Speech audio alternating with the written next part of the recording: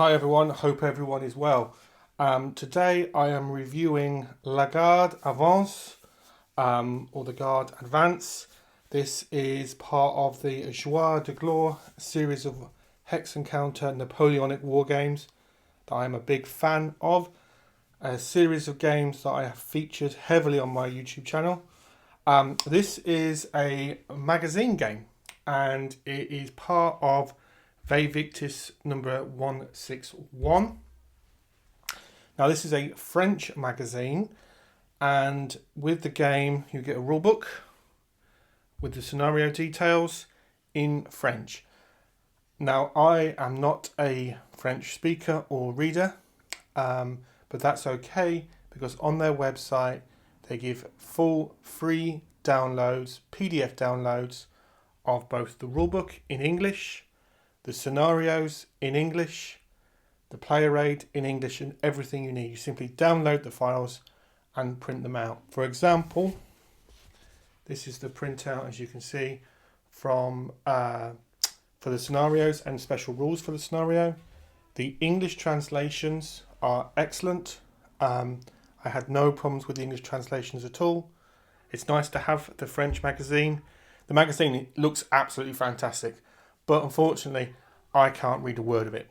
However, all the full rules and scenario in English are very good. The translation is very high quality. I had absolutely no problem with the translation whatsoever. For those who are unfamiliar with the Jours de Gloire series, and we'll have a look at the map and the counters in a minute, but it's a long-standing series of games. I can't tell you off the top of my head how many games there are in the series, but there are a lot. So I'm going to say 30 plus. I have covered quite a few of those games in this series on my YouTube channel.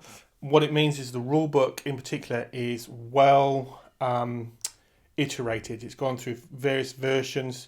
It's an excellent rule book. So you can get the rules in English. Don't worry. Don't let the fact that if you cannot read French, don't let that put you off from getting this game. The other thing I want to point out, even though it's a magazine game, and a lot of people have mixed opinions about magazine games, I honestly think all the Victis magazine games I have played, I've really enjoyed. They are of a high quality, and we'll have a look at the components in a minute. And certainly for people in Europe, they are inexpensive. From memory, this game I bought from Second Chance Games, and I'm going to say I don't really remember it costing any more than £15 in currency for it to be delivered to my home here in the UK. If you're in the States, I think GMT stock the Victis magazine or the Noble Knight, etc. But certainly in the UK and in Europe, it's a very, very, very inexpensive game. It's about as cheap as printed war games get, I would say. So no further ado, let's have a look at the map and the counters. So I've got the game laid out. Here we've got the British and Allies and the French. In terms of the components, the map is really nice. The artwork is great. It is what it is. It's not too detailed. It doesn't need to be. That's based on the history. It is in the similar vein. This is the same art style as the other games in the series. The counters are excellent. Very easy to read all the numerics. The artwork on the counters is superb. Both sides of the counters. So we've got Wellington there, for example, Napoleon. What is nice about this game series, all the artwork on all the counters for the infantry and for the horse, the cavalry, are all unique. Which thematically very interesting, especially for someone who's interested in the Napoleonic era. In terms of the gameplay, the game is a chit pool system. So for example, this formation French here, there's 2 chits for those. Put them into a cup and pull the chits out, and that determines if you can activate that particular formation. There are also orders, so formations will be under order or not. As the player, you cannot put all your formations into orders all the time that you would want. This is a common theme across Napoleonic games. It basically means you cannot do all the things you would want to do as a player. There are hard choices to make, which gives the game a great amount of depth and replayability. In terms of its solo, You're playing both sides. There's no bot, but because of the chip pool, it solos very nicely and very, very well. When I played the game last, the British and Allies won, and the French had better time of it in the centre, but the British and Allies were able to come round and sweep round on from the top of the map and from the bottom of the map, for example. And I felt when I played through the last time, I thought, oh, that's interesting. I could play again a completely different tactic level, try out something quite different, and I'm sure it would play out quite differently. I played the British very aggressively last time, for example. And the time before, I played the French very aggressively. So the game has replayability and depth. That's partly down to the mechanics and also the scenario setup. The scenario setup itself has some specific rules that do deliberately change the rules in the rulebook.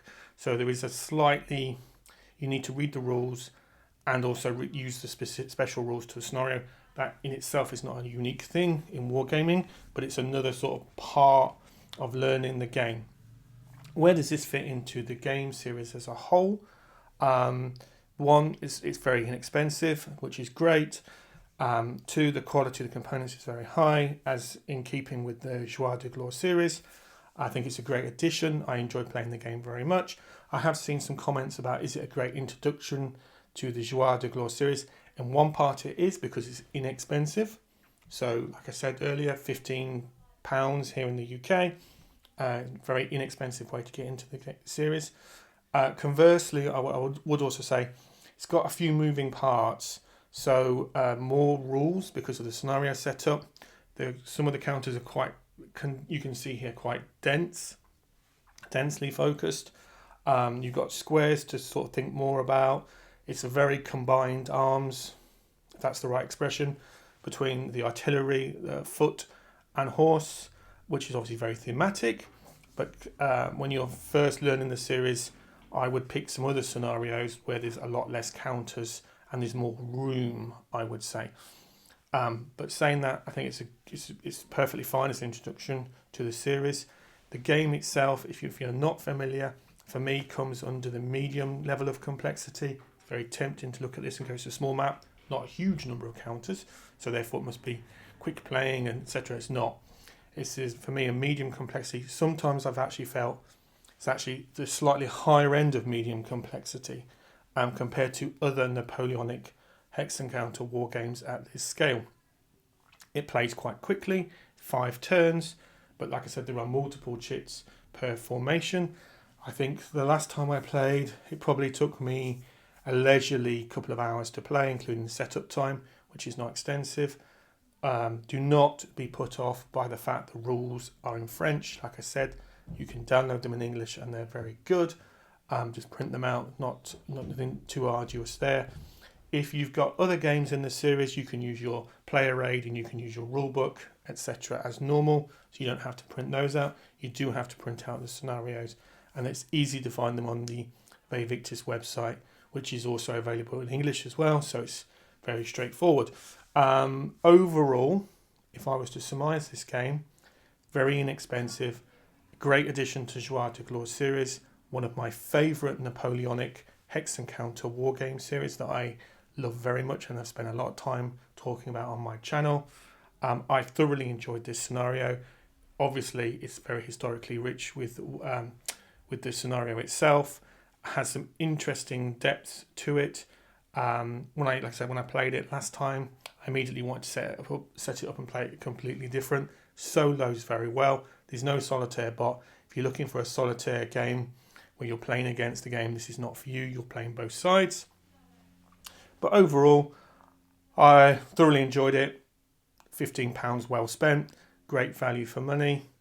Great addition to the series. It is one of my favourite series, as I've said multiple times. So highly recommended.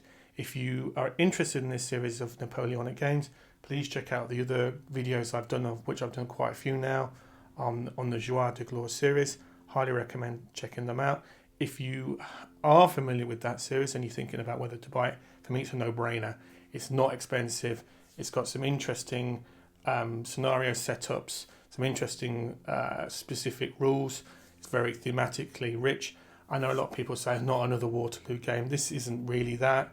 It is and it isn't, because you're only playing a very focused section of that piece of history. So yeah, big recommendation, big thumbs up from me, and please check out the other videos in this series, and thanks for watching as ever. Thank you.